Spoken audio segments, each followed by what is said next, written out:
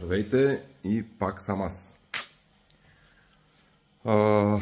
За начало на новата година получих много приятен подарък от Tools BG.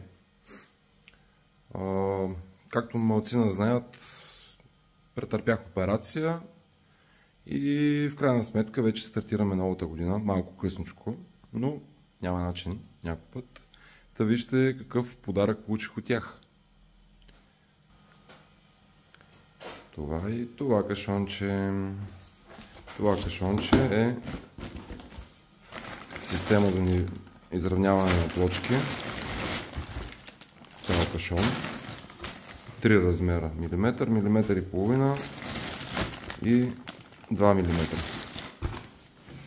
А другия, по-интересният подарък е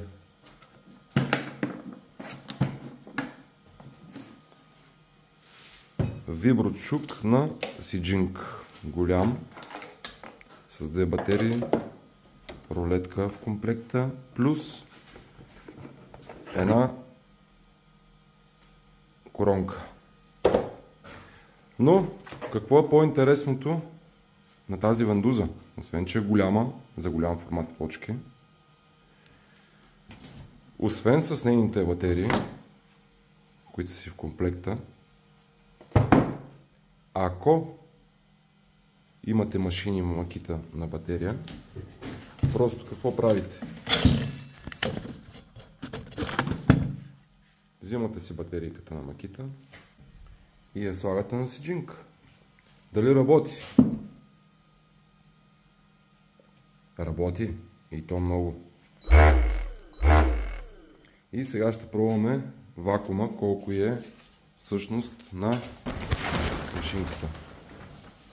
И сега да я тестваме.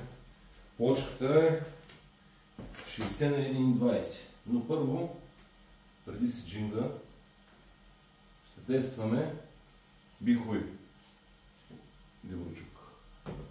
Слагаме го. Той е с горна вандуза. И дали ще видим плочката. Не. Абсурд. А сега да пробваме Сиджинга. Включен е с батерия Makita. Слагаме вандузата, натискаме, дърпаме ръчката, блокираме механизъма и плочката полита.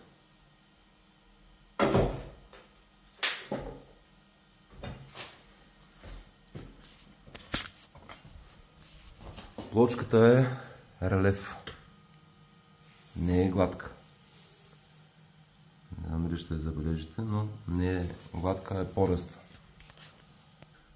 Така че виброчука на Сиджинг е един палец от мене. Благодаря на Tools за приятния изненада и подарък. И само напред и нагоре.